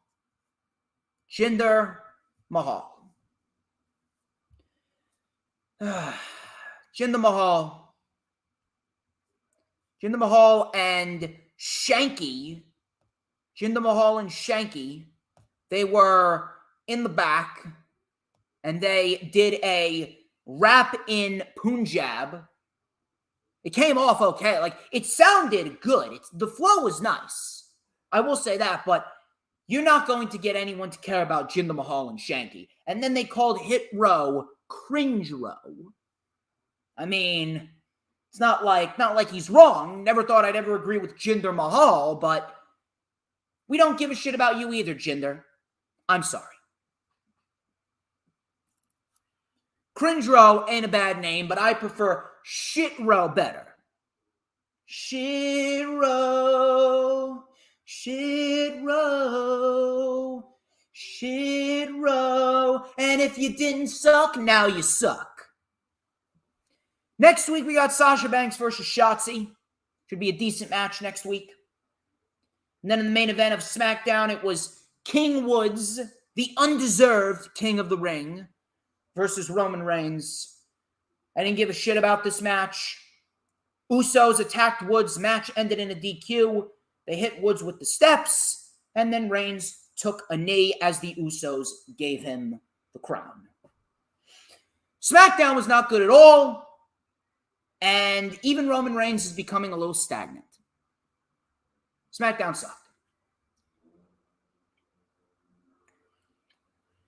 AEW Rampage, I will tell you what, that did not suck. Rampage was very good. Rampage was very good. So, Jungle Boy Jungle Boy and Bobby Fish, they kicked off the show. Let me tell you something that I love about Jungle Boy. His theme song is just so great. What was it? Jungle Life by Baltimora. I don't know what the name of his theme song's called, but no, Tarzan Boy. Tarzan Boy by Baltimora. His theme song is just so good, and I love the fact that the crowd sings it and waves their hands. It's a great thing. It's a great thing to see. He's over. So, Jungle Boy and Bobby Fish kicked off the show. This was a very good match right here. Action started right out of the gate. Jungle Boy was in control early before Bobby Fish kicked Jungle Boy's feet out from underneath him. Fish worked on the shoulder of Jungle Boy. That was the story of the match. And I love the fact that this played up to what Adam Cole said to Bobby Fish. Leave just enough for me.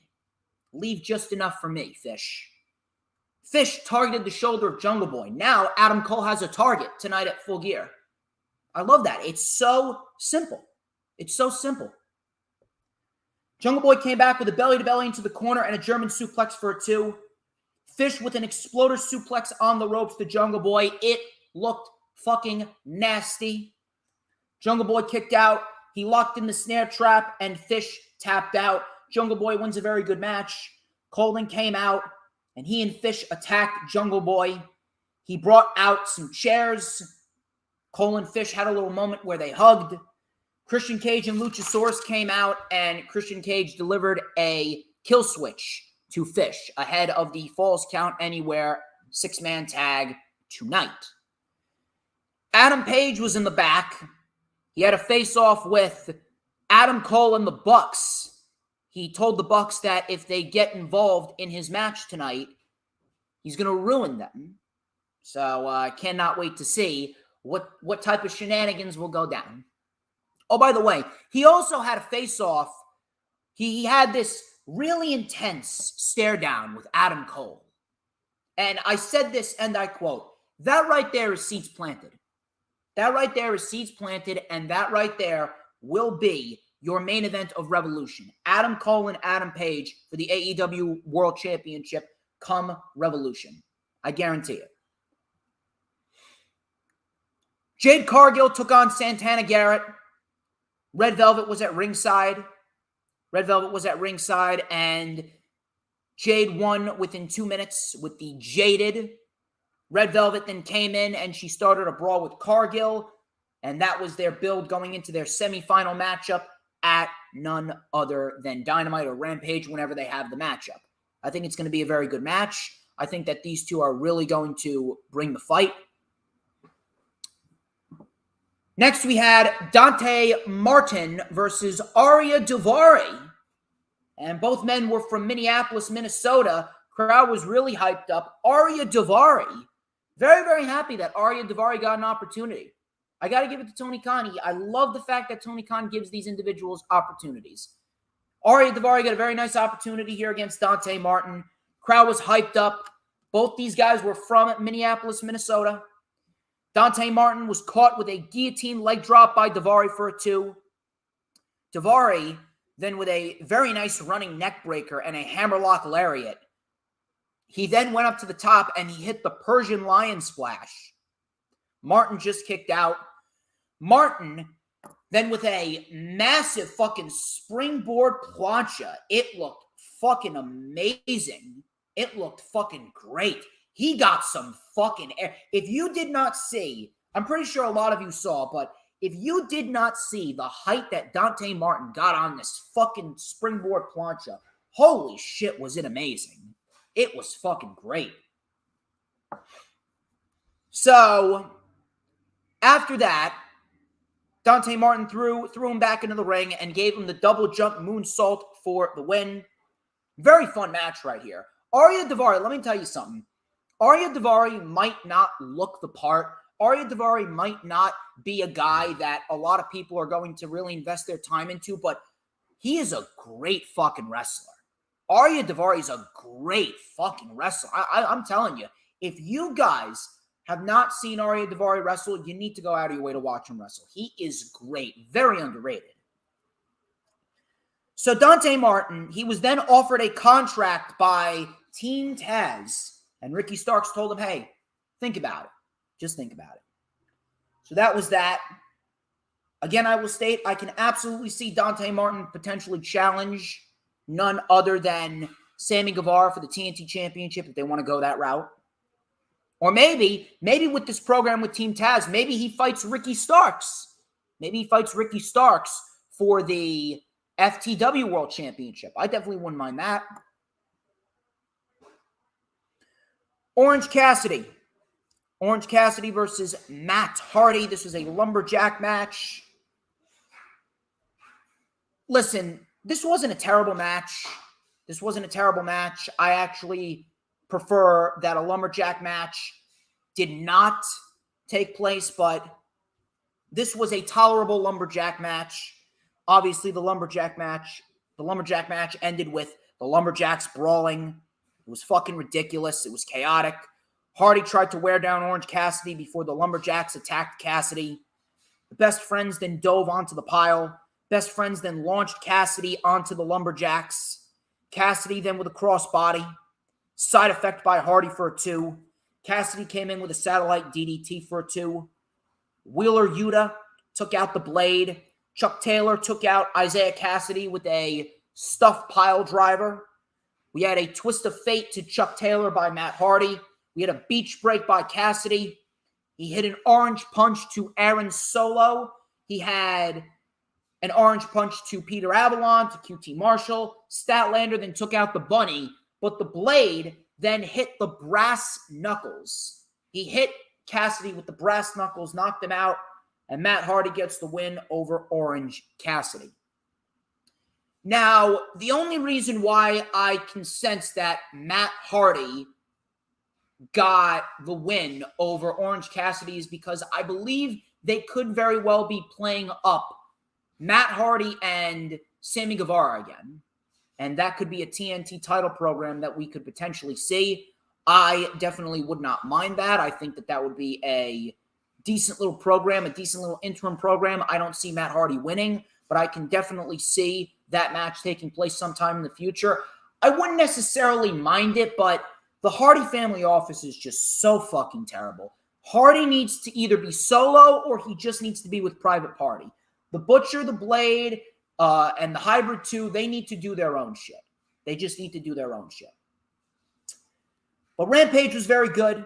I cannot wait to review Full Gear. I am all set, hyped up, and ready for Full Gear, and it is going to be a great night of professional wrestling tonight.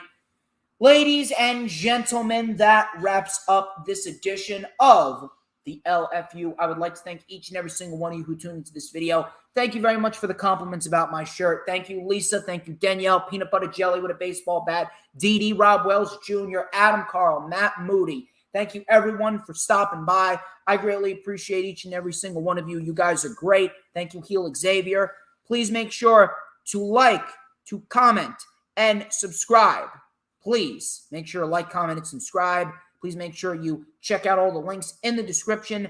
I will be live tomorrow at 2 with Chantel Lace for the Rewind for Full Gear 2021. I'll be live tweeting tonight. I'll be note-taking. Buy the pay-per-view on Bleacher Report. Ladies and gentlemen, I'm DJ Storms. This has been the Lightning Flash Update, and I will catch you later tonight tweeting for Full Gear.